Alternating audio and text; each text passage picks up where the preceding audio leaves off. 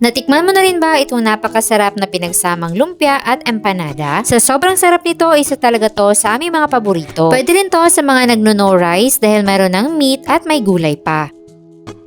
Sa isang pan, magigisa lang muna tayo ng sibuyas.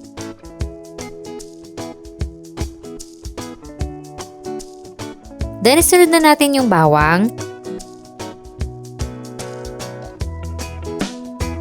At gagamit tayo dito ng ground chicken. Pwede rin kayong gumamit ng ground pork or beef, pero mas recommended ko dito yung chicken. Igisa lang natin to hanggang sa maging clear white na yung kulay ng manok.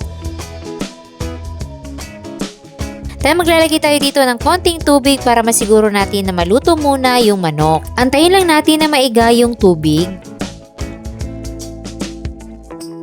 Then pwede na natin ilagay yung mga gulay gaya ng carrots, green beans at patatas.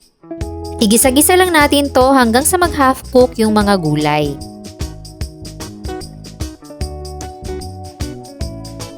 Then titimplahan na natin yan ng asin, black pepper at konting all-in-one seasoning.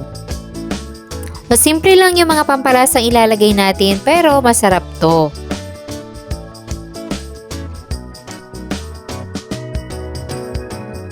Siyempre, titikman din natin yan para ma-check natin kung sakto na ba yung timpla. At kapag okay na, hanguin na natin yan at start na tayong magbalot. So, gagamit tayo dito ng lumpia wrapper na nabibili natin sa mga grocery stores. Ito yung perfect na wrapper para sa ating lumpianada. Then, mag-scoop lang tayo ng ating gulay at meat. At lalagyan natin yan ng sliced cheese at nilagang itlog. So basically, gumagawa lang tayo dito ng empanada na nakabalot sa lumpia wrapper. Kaya siya tinawag na lumpianada. Pero mas pinadali lang yung pagluluto dahil hindi na tayo gumagawa ng empanada crust. So i-roll lang natin at fold yung magkabilang side gaya lang din ng normal na lumpia.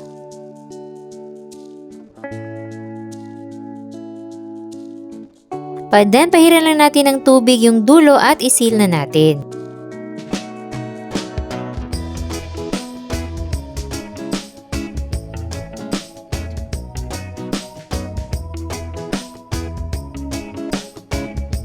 Pagkatapos natin mabalot lahat, magpainit na tayo dito ng mantika. At kapag mainit na, i-deep fry na natin yung ating mga lumpianada. Lutuin lang natin hanggang sa mag-golden brown.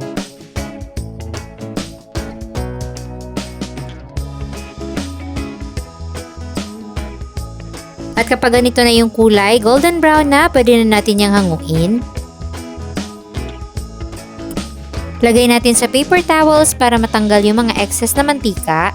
At ayan, ready na ang ating napakasarap, malutong at nakakabusog na lumpianada.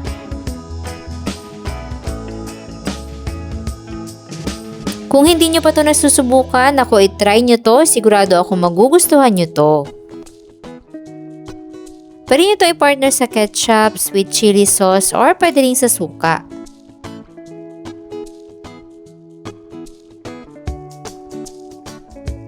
At kung gusto nyo rin magluto nito, meron tayong kompletong listahan ng mga sangkap dyan sa baba.